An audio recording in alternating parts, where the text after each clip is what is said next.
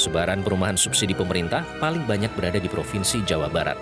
Di tahun 2024 misalnya, hampir 22% penyaluran rumah subsidi di Indonesia terkonsentrasi di Tatar Sunda. Dengan jumlah penduduknya yang besar, serta banyaknya kawasan industri yang berada di Jawa Barat, wajar dibangun banyak perumahan. Terlebih di Cikarang, Bekasi, berdiri kawasan industri terbesar di Asia Tenggara.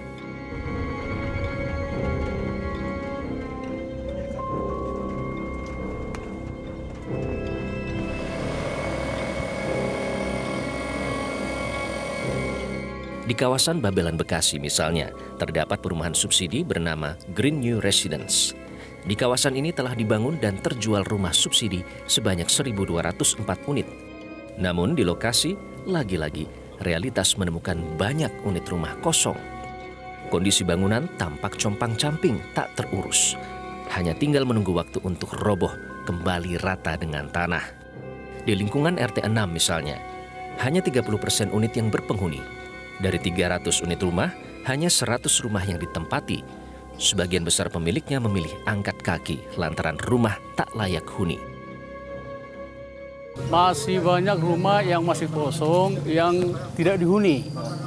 Jadi di sekitar lingkungan RT 06 ini ada sekitar 300 lebih unit rumah, tapi yang dihuni hanya sekitar 100-an.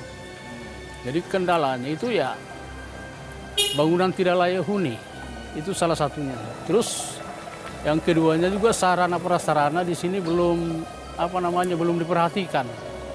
Salah satunya itu masalah jalan, masalah got irigasi ya, dan juga masalah penerangan, semuanya itu suaranya dari warga. Jadi ya salah satunya kenapa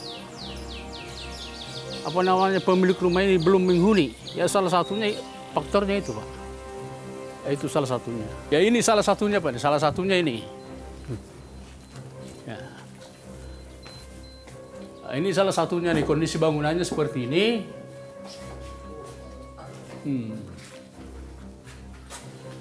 Jadi perangkaannya juga sudah sudah ini nyatu. Perangkanya dari rumah ujung sono sampai ujung sono nyatu dia. Nyatu kalau satu rubuh itu, Pak, rubuh semua ini. Jadi satu kolom nyatu ya? Satu semua. Jadi kalau satu itu rubuh semua. Banyak dulu orang sini yang begitu mereka akad di sini, mereka berusaha nempatin, tetapi karena situasi di sini banjir, becek, apa segala macam, ya mereka nggak betah.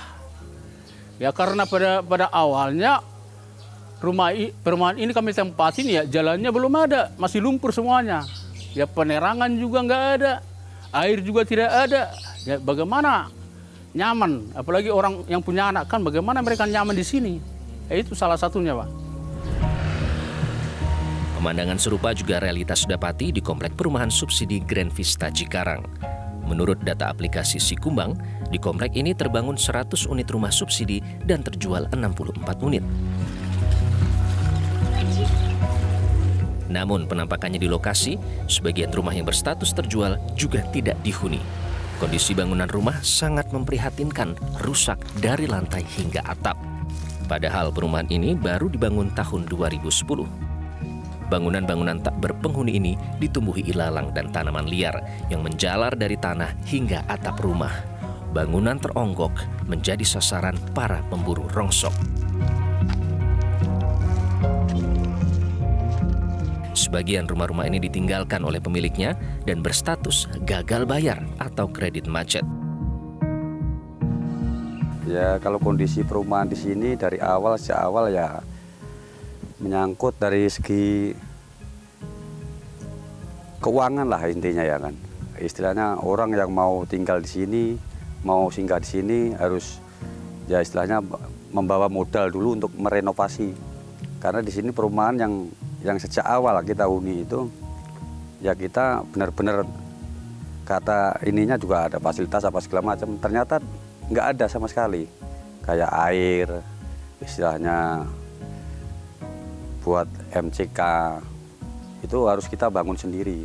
Jadi kendalanya mereka itu mungkin ya dari segi keuangan. Jadi ya keadaan posisi rumah sendiri ya dibilang ya kurang layak lah. kalau untuk dihuni itu. Realitas juga menelusuri keberadaan perumahan subsidi di Kabupaten Tangerang. Kami bertemu dengan Denny, seorang karyawan swasta yang memiliki rumah subsidi. 15 tahun silam, Denny membeli unit di perumahan Nuansa Mekarsari 2 seharga Rp160 juta. Namun hingga kini tidak pernah ditempati. Ia memilih tinggal di rumah mertua lantaran lokasi rumah subsidi jauh dari tempatnya bekerja. Belasan tahun tidak ditempati, kini kondisi rumah Denny mengalami rusak berat. Hampir separuh atap rumahnya jebol dan seluruh pintu rumah tidak terpasang lagi. Seluruh lantai dipenuhi dengan ilalang hingga menutupi keramik. Sementara halaman rumahnya disulap oleh tetangga menjadi kebun jagung. Niat hati membeli rumah subsidi demi anak istri sekaligus investasi, namun Denny malah merugi. Awalnya saya berpikir pengen punya rumah aja sih Mas, karena DP murah waktu itu dan angsuran juga terjangkau. Jadi dari pemikiran saya pengen memiliki rumah gitu walaupun dengan cara mencicil. Belum sih, dari awal saya belum pernah nempatin karena lokasi yang begitu jauh dari tempat kerjaan saya dan juga di sini sangat sepi dulu.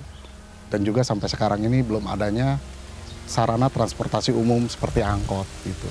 Kalau dibilang sesuai ya sebenarnya sih jauh dari harapan ya, karena seperti yang dilihat ini memakai batako, tidak bata merah gitu. Yang kedua juga ya seperti yang inilah kondisinya. Karena dalam benak hati saya ya hanya karena pengen memiliki rumah aja gitu. Kalau dibilang untung ya kalau secara untuk yang sekarang harga tanah makin tinggi ya untung ya. Tapi kalau yang dengan kondisi yang sekarang ini saya harus merehab ulang kalau saya mau nempati gitu. Dan itu akan membutuhkan banyak biaya. Rumah subsidi bagi masyarakat berpenghasilan rendah bukan berarti cekak kualitas, akses, dan fasilitas. Tata kelola perumahan subsidi harus segera diperbaiki. Jangan sampai masyarakat kecil terus diakal-akali. Para pihak yang penting rumahnya dibikin, terus laku nggak laku, urusannya itu bisa masuk delik korupsi.